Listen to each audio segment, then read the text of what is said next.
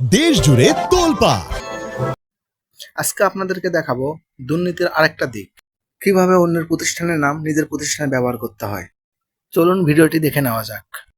ছেড় দিতেছেন, এই সময় আসে ছেড় দেন না স্যার। আপনি যদি এভাবে যদি আমাদেরকে হ্যারাসমেন্ট করেন, বুঝতে পারবেন হ্যারাসমেন্ট আবার কথা বলেন, আপনি কথা বলবেন না।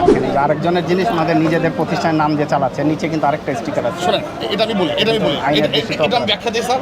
যদি আমাকে শুধু আমি বলেন আমি চলে যাব। এটা ব্যাখ্যা হলো পারফিউম আমরা জিনিস সিক্রেট, প্রত্যেকটা দোকান পথে সিক্রেট আছে।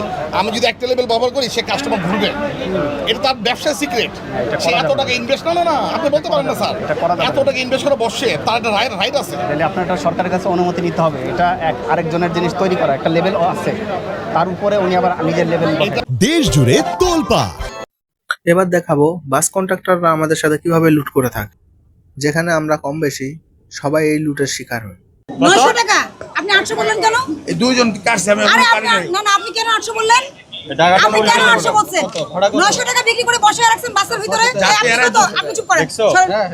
আই নেমে আসুন, দুজনেই আসুন, তো কথা বলেন। ঢাকা টু বরিশাল 35 নম্বর রুট, ভাড়া হচ্ছে 538 টাকা। 800 টাকা নিচ্ছেন।